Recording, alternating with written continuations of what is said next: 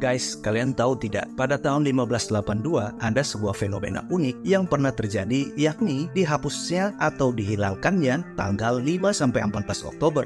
Itu artinya pada bulan Oktober di tahun itu setelah tanggal 4, orang-orang langsung melompat ke tanggal 15 Oktober. Jadi ada 10 hari yang dihilangkan begitu saja. Loh, kok bisa? Apa yang menyebabkannya? Penasaran? Mari kita coba bahas, guys. Halo semua, welcome back to Alex Pandang Channel. Dimana di channel ini saya sering upload cerita-cerita yang saya suka. Jadi silahkan subscribe jika tak ingin ketinggalan konten-konten menarik lainnya. Thank you. Warganet dihebohkan dengan klaim seorang pengguna Twitter yang menyebutkan bahwa ada 10 hari yang hilang di bulan Oktober tahun 1582. Ketika diperiksa tercatat bahwa tanggal 5 Oktober hingga 14 Oktober 1582 hilang pada kalender. Tanggal pada kalender itu langsung pindah dari 4 Oktober ke 15 Oktober. Banyak warganet yang bertanya-tanya, ada apa di balik hilangnya 10 hari di bulan Oktober tersebut? Jadi guys, kalau kita melihat ke kalender yang kita gunakan hari ini, maka kita akan tahu bahwa kalender yang kita gunakan disebut dengan nama kalender Gregorian, yang resmi diberlakukan itu sejak tahun 1582, tahun di mana pernah terjadi penghilangan 10 hari seperti yang saya ceritakan di awal video tadi. Perlu kita ketahui ya, sebelum kalender Gregorian ini resmi diberlakukan oleh hampir sebagian besar bangsa-bangsa yang ada di barat sana, pada saat itu kalender yang dipakai dunia adalah kalender Julian yang diperkenalkan pertama kali oleh Julius Caesar dan filsufnya yang bernama Sosigenes sejak tahun 45 sebelum Masehi. Namun para astronom atau para peneliti yang meneliti ulang pergerakan bumi berotasi atau mengelilingi matahari yang menjadi dasar perhitungan dari hari-hari yang kita ketahui, menemukan kalau kalender Julian memiliki sedikit kekeliruan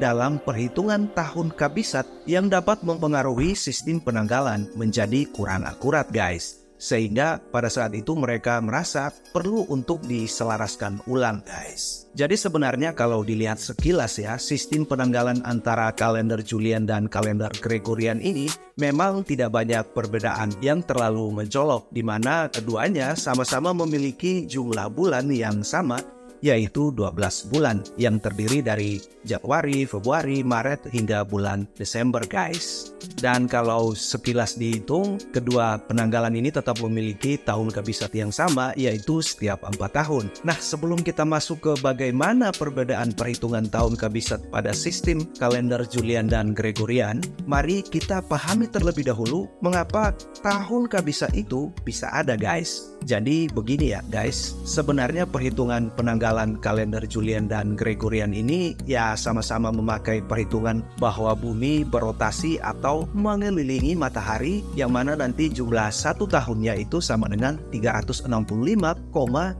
hari, atau ada kelebihan sekitar 11 menit dari perhitungan astronomi yang sesungguhnya. Dengan demikian, masih dibutuhkan 0,5 atau 1/4 hari dalam satu tahun. Jadi artinya bumi mengelilingi matahari itu tidak genap 365 hari ya guys, tetapi yang benar adalah 365 hari, 6 jam alias 1/4 hari.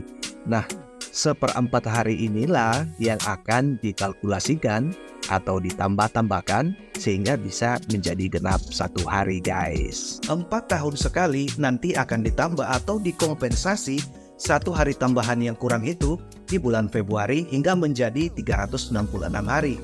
Caranya adalah tahun yang habis dibagi 4, itulah yang disebut tahun kabisat, guys. Yang perlu kalian ketahui guys, tahun yang habis dibagi ini artinya bukan angkanya itu habis dibagi ya, melainkan angka hasil dari pembagian tahun itu harus berupa angka bulat atau genap ya, tanpa ada koma di belakangnya.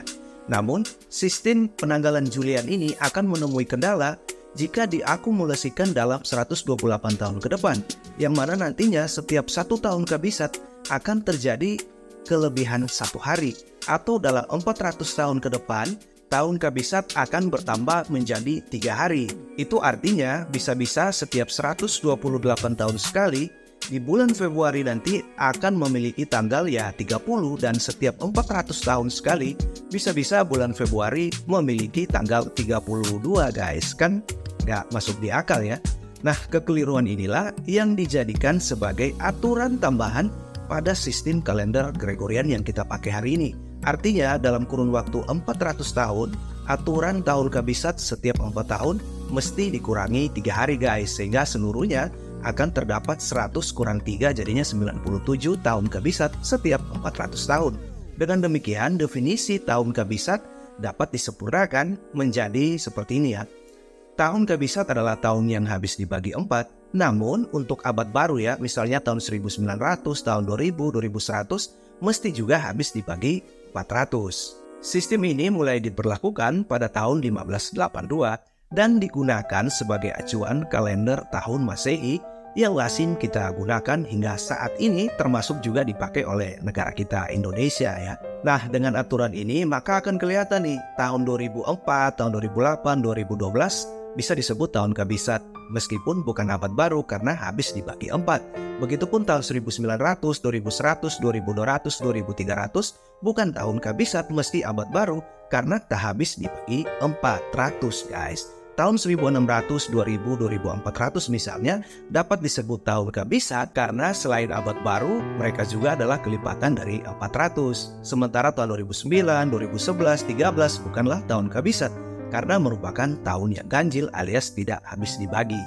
Kalau hal ini tidak diganti pada waktu itu, orang-orang tetap memakai perhitungan tahun kalender Julian, maka hal ini dapat menjadi masalah besar bagi gereja dan umat Katolik di seluruh dunia kala itu guys, karena pada tanggal Paskah nanti akan terus menyimpang dari tanggal aslinya atau tanggal tradisional guys. Itulah sebabnya untuk mengatasi masalah ini, si Paus Gregorius XIII yang memimpin dunia kala itu lewat Roma ya, langsung mengeluarkan sebuah dekret pada tahun 1582 untuk memperkenalkan sebuah sistem penanggalan atau kalender baru yang kita sebut hari ini sebagai kalender Gregorian karena dianggap lebih akurat ya, atau dapat meminimalisir penyimpangan atau penambahan hari yang seperti saya jelaskan tadi guys. Yang mana cara satu-satunya agar perhitungan bisa menjadi akurat kembali ya, maka perlu dikurangi ulang semua jumlah akumulasi kelebihan jam yang pernah terjadi sejak kalender Julian ini berlaku. Ya memang ada banyak, tapi setelah memakai beberapa rumus ya sehingga pendekatannya bisa lebih bagus begitu ya, dihitung-hitung ternyata jumlahnya itu paling mendekati rasional itu di angka 10. Itulah sebabnya pada bulan Oktober 1582 setelah tanggal 4, orang-orang tidak lagi masuk ke tanggal 5 guys, melainkan langsung melonjak ke tanggal 15 Oktober. Sejak hari itu pula sistem penanggalan ikut berubah hingga hari ini guys. Itulah sebabnya kalau kita merujuk ya ke sistem penanggalan tahun kabisat menurut kalender Gregorian yang kita pakai hari ini, maka akan begitu terlihat jelas ya, contohnya pada tahun 2017, 18, 19, dan 20 ya.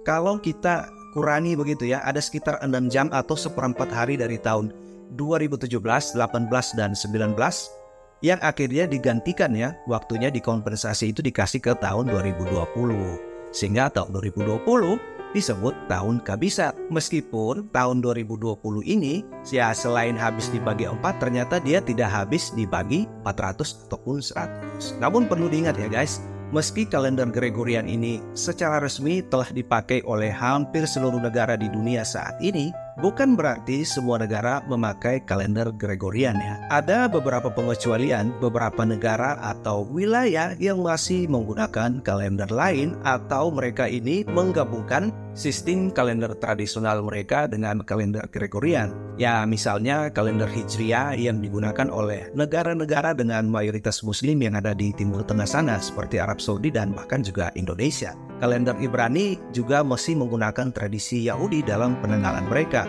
Kemudian juga ada kalender Cina yang digunakan di Tiongkok dan sejumlah negara Asia Timur untuk merayakan ya perayaan tradisional dan festival-festival budaya Tionghoa misalnya guys. Nah itu dia penjelasan singkat misteri atau penyebab hilangnya tanggal 5 sampai 14 Oktober di tahun 1582 yang mungkin belum kalian ketahui guys.